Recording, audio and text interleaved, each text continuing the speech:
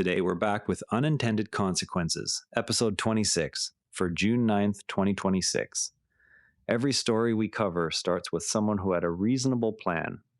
In the spring of 2006, a fifth grade teacher in a suburban Texas district stopped holding weekly science experiments.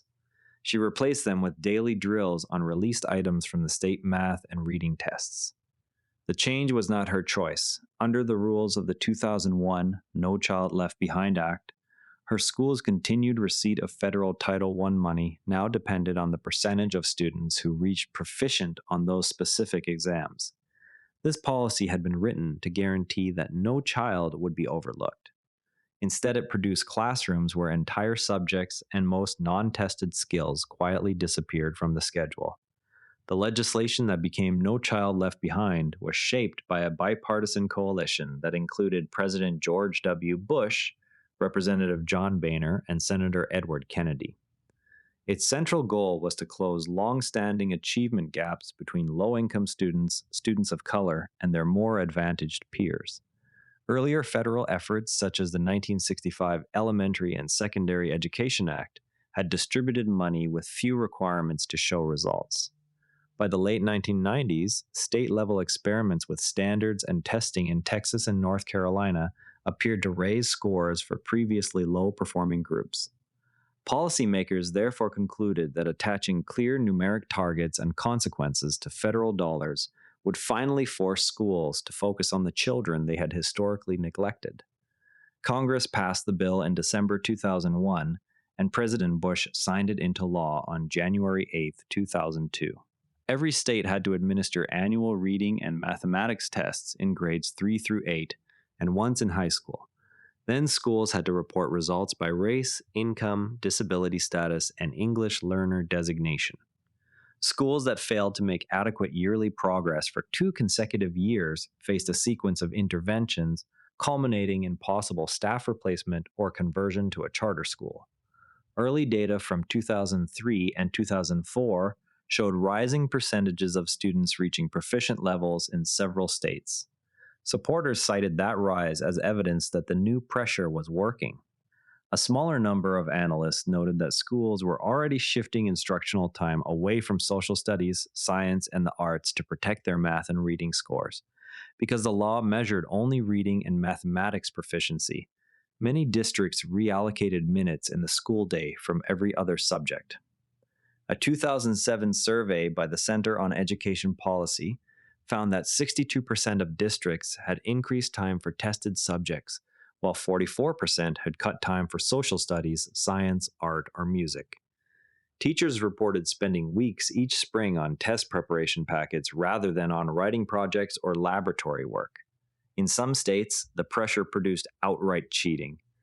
The 2011 Atlanta investigation revealed that dozens of educators had altered answer sheets to protect their schools from sanctions.